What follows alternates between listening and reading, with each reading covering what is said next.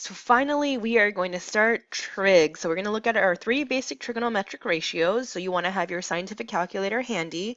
And I know most phones have the scientific calculator built into them as well.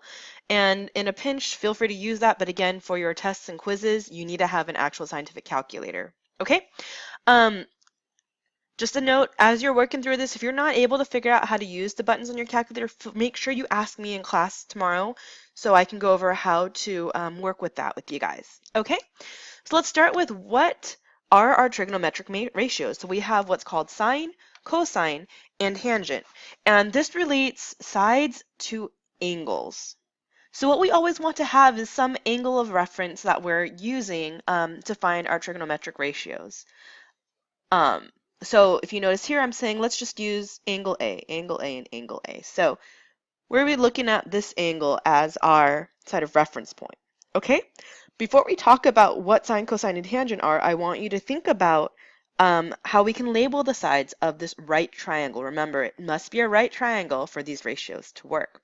So we can always start with what is across from the right angle. Well, what's that side called?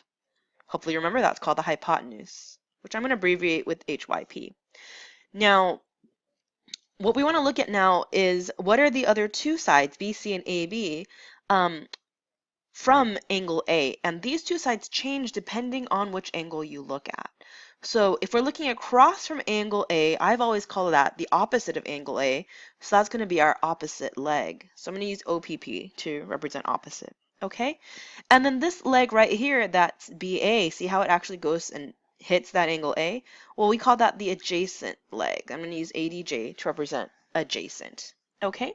And again, opposite and adjacent will change depending on your reference angle. So if we're looking at C, then BC becomes adjacent and AB becomes opposite. So don't always think it looks like this picture. Okay? But again, we're picking angle A as our reference point, so I'm using AB as adjacent and BC as opposite. So what is sine? So we use the notation SIN for sine, so please say sine, not sin. And you'll see the angle right next to it. So sine of angle A, that's how we read that, is going to be the opposite leg over the hypotenuse. So that would be BC over AC in this example. Okay, what is cosine? So cosine we abbreviate with COS. So that's cosine, not cos, so please say cosine. And again, the angle will be right up next to the trig function, the trig ratio. So cosine of A is equal to the adjacent leg over the hypotenuse. So in this problem, it would be AB over AC. Finally, the tangent is that final combination. And to use tangent, we abbreviate with TAN, but again, not tan, but please say tangent. And the angle right up next to it, tangent of A, is equal to opposite over adjacent. So that would be BC over AB. Okay? Oops, that's AB. So just to be very clear, sine, cosine, and tangent themselves, they are actual operations. So you can't divide by sine, you can't multiply by sine. Sine has to go with an angle measure because it operates on a number. So we can't divide by a sine, divide by cosine, or whatever. It has its own inverse operation, which we'll talk about in the next lesson. So please be aware of that. Okay? An acronym you're going to hear to represent trig ratios that might help you remember them is called Sohcahtoa. And this just means sine is opposite over hypotenuse. Cosine is adjacent over hypotenuse.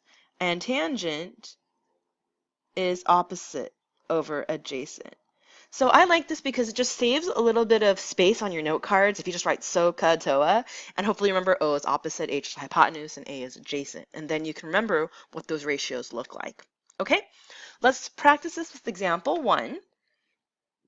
So we want to find each ratio and round to the nearest hundredth. So remember, make sure you look at the directions to tell you how you're rounding. Hundredth is 2 after the decimal. All right, so sine, well, what is sine? Well, sine should be opposite over hypotenuse, but don't just pick any random side to be opposite. We want to look at angle J. So J is our reference point. So then which side would be the opposite and which side would be the adjacent? Because clearly hypotenuse won't change. That's always across from the right angle. All right, so hopefully you're remembering KL is the opposite and JK is the adjacent. And we're going to use that to create our ratios. So sine of J should be opposite over hypotenuse, which is KL over KJ. So that's going to get me 60 over 61. Now go ahead and use your calculator and divide that. 60 divided by 61 should be a really ugly decimal, right? 0.9836, etc., etc., etc. And let's just round that. So using your approximation sign there, it's going to be approximately 0.98, right? The 3 is less than 5, so I don't round up. Go ahead and now try cosine and tangent, remembering what those ratios would be. So go ahead and check your work. Did you get these ratios? 11 over 61 for cosine, 60 over 11 for tangent. Rounding to the nearest hundredth, we get 0.18 and 5.45. If it said leave your answer as the exact number, leave it as the fraction. So just make sure you're reading the directions for that. Okay? So that's sine, cosine, and tangent. Remember, feel free to pause if you need to jot these down in case you didn't do it before you keep going to listen to the explanation. But let's move on to example 2 if you're ready. So we're going to round to the nearest hundredth again. Remember, if it said leave your answer in the exact form, I'll show you what that means in a moment. But we're going to find BC. So now you really have to ask yourself, well, what should I use? Sine, cosine, or tangent? I'm just going to rewrite Sohcahtoa up here so I can remember what those ratios are once I've decided. Okay? And you know what I realized? I forgot to put something on here. So let me pause for a moment and give you the English. And there you go. And I should have fixed that on your paper. So you should already have that 15 degrees there. Okay? So we want to ask ourselves sine, cosine, or tangent. And remember, you always need a reference angle to decide what you're using. And in general, you will never want to use a 90-degree angle because when you use a 90, the ratio, when you put it in your calculator, is going to be just all off. So don't use that that 90 degrees. So we want to look at one of the other two angles and notice how I'm given this 15. So that means I probably want to use B as my reference. All right, then I want to see what am I looking for? I'm looking for BC, so I'm going to call this X. And now using B as my reference angle, I want to think, well, what do I know? Well, I know the opposite is 10.2, and I know I'm looking for the adjacent. Now, which of these three ratios uses opposite and adjacent? Well, hopefully you realize that's tangent. So I'm going to set this up as tangent B is equal to opposite, which is AC, over BC. And then plug in my value. So tangent 15 is equal to 10.2 over X. And then you can go ahead and solve. And what you can do if this is looking like, wait, how do I deal with this because X is in the bottom? I suggest you make it into a proportion.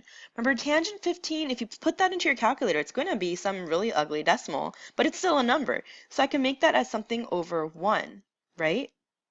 And then I can go ahead and cross multiply and solve. So I'm going to get X times tangent 15 is equal to 10.2 times 1, which is just 10.2. Then I'm going to divide by tangent 15. Remember, tangent and 15 are stuck together, right? We can't divide by 15 separately and tangent separately, but we have to divide by whatever tangent 15 is, because if you look at it in your calculator, it's just one giant number. Okay? So X is equal to 10.2 over tangent 15. And this is the exact answer. So when you get to your quiz that says no calculators, you're going to stop there, and that's okay. But since we want to round, let's go ahead and put this into your calculator. So we're going to get X is approximately, and here's what you want to look for. You're going to do 10.2 divided by tangent 15, and depending on your calculator, you either put the tangent button first or second, and you kind of want to play with it until you see about 38.07 feet. Okay? So play around with your calculator for a little bit, see if you're getting 38.07 or 38.06691824 is what I see in my calculator. If you're not getting that, make sure you make a note of this to ask me tomorrow and I can show you how to do sine, cosine, and tangent in your own calculator because every calculator is just a little different.